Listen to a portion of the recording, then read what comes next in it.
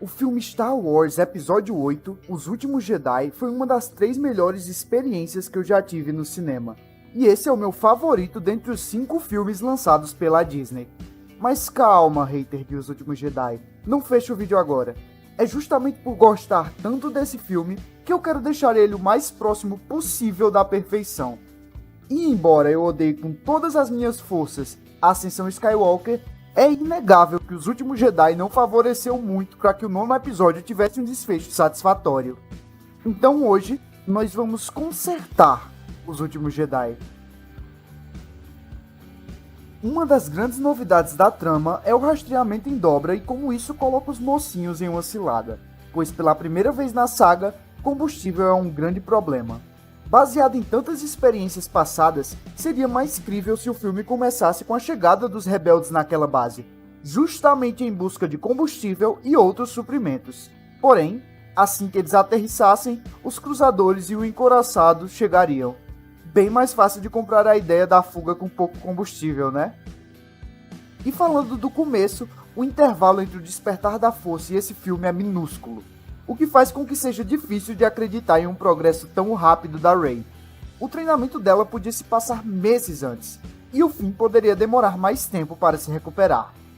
Assim, o imediatismo com o qual ela sai da ilha e vai de encontro ao Kylo seria perdido, e, pela metade do filme, a cronologia dos núcleos voltaria ao normal.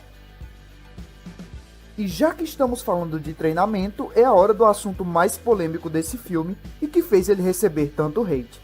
O Luke, um mestre que fracassou e vive isolado com o objetivo de morrer e levar os Jedi junto com ele, não é o que todos esperavam.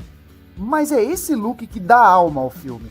Sim, o Luke é um portador da luz, ele viu bondade dentro de Vader como Rey vê dentro de Kylo.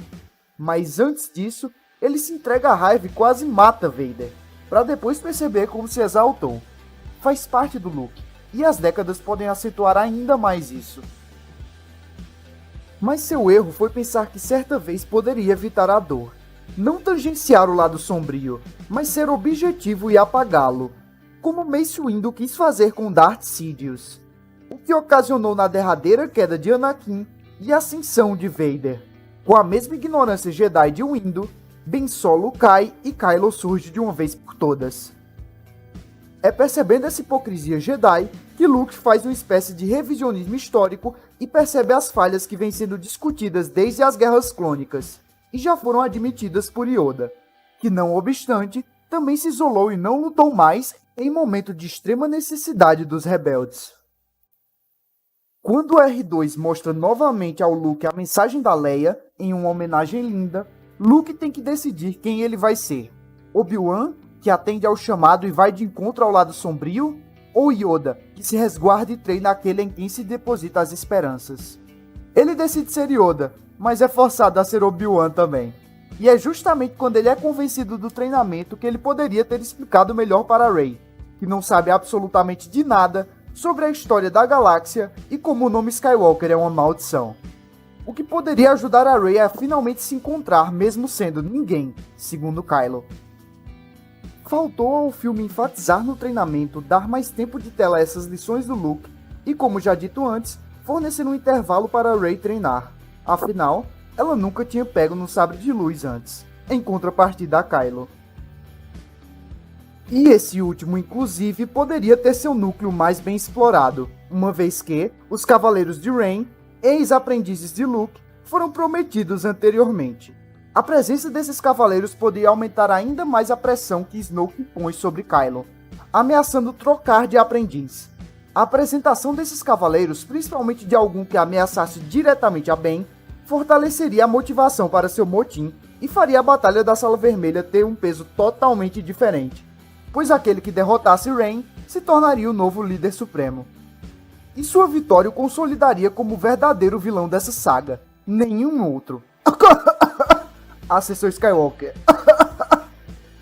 Falando nisso, vocês são a Disney. Dinheiro não falta. Custa tanto assim achar dublês de corpo para Rey e Kylo e realizar um simples deepfake, fazendo cenas de ação com o nível das prequels? É só falta de vontade que fez com que essa Batalha da Sala Vermelha não fosse a melhor luta de sabre de luz de todos os tempos. E outro vilão que deixou a desejar foi a própria Capitã Phasma, tendo suas características como a blindagem e a liderança pouco exploradas. Os bastidores do Cruzador poderiam ter sido muito melhor explorados, principalmente quando um ex-Stormtrooper, o Finn, está lá. Mas o roteiro ignora esse potencial e segue o jogo com o mirabolante plano deles, que deixa Finn e Rose em um arco à parte, que é interessante e até expande o universo, mas é demasiado inchado e grande. Embora tenha sim uma função no roteiro, levar a informação que naves menores estão escapando e a perseguição até o planeta de Sal. Muito tempo de tela poderia ter sido transferido desse arco, assim como do arco do Poe na nave. A presença da nova almirante consome muito tempo, e se Leia assumisse o local dela no roteiro e Poe acompanhasse Finn e Rose, ele seria bem mais útil, como no começo do filme, e a eficiência de tempo ficaria ainda maior. Dessa forma, Leia cumpriria seu papel satisfatoriamente, dando um fim mais que digno a Carrie Fisher, que infelizmente faleceu antes do lançamento do filme. A teimosia desse filme em não deixar a personagem morrer dificultou muito a vida do J.J. Abrams em Ascensão Skywalker, no qual ela teve que treinar a Rey, algo facilmente contornado, se o Luke sobrevivesse no final para terminar o treinamento dela. A nova utilização da força que o Luke se aproveita poderia ter sido melhor embasada e não envolver contato físico com a Leia. O Snoke poderia ter usado essa técnica para dar uma bronca no Hux no começo do filme, ao invés de usar um holograma, mas de forma que deixasse no ar como ele entrou ali. E sobre a utilidade na batalha final, o sacrifício de Finn seria perfeito para se desculpar por tentar fugir e fazer o que a irmã de Rose teria feito. Mas Rian Johnson pesa a mão aqui. Em nome do inesperado, ele exagera e força muito para passar uma mensagem que não condiz com a jornada do Finn. Rian, inclusive, é um ótimo roteirista e diretor, indicado ao Oscar por Entre Facas e Segredos. Às vezes exagera um pouco e passa do ponto, mas nem de longe merece todo o hate que ele recebeu e recebe ainda hoje por causa desse filme.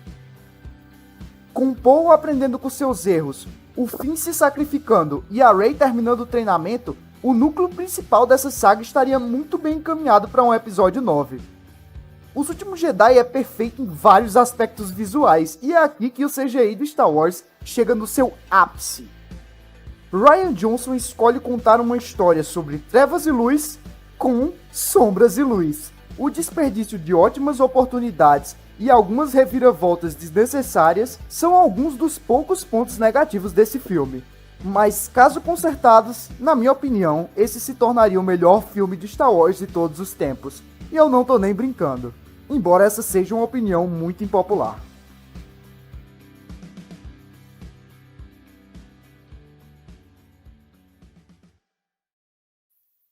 Você concorda com alguma das coisas faladas aqui? Você discorda de alguma das coisas faladas aqui? Me deixe saber aí nos comentários. Muito obrigado se você assistiu até aqui. Siga o Nerd Void nas suas redes sociais. Ouça nosso podcast presente no Deezer, Spotify e no site do Yellow Submarine Nuclear. Além disso, dá uma checada no nosso canal de lives lá na Twitch. Até a próxima!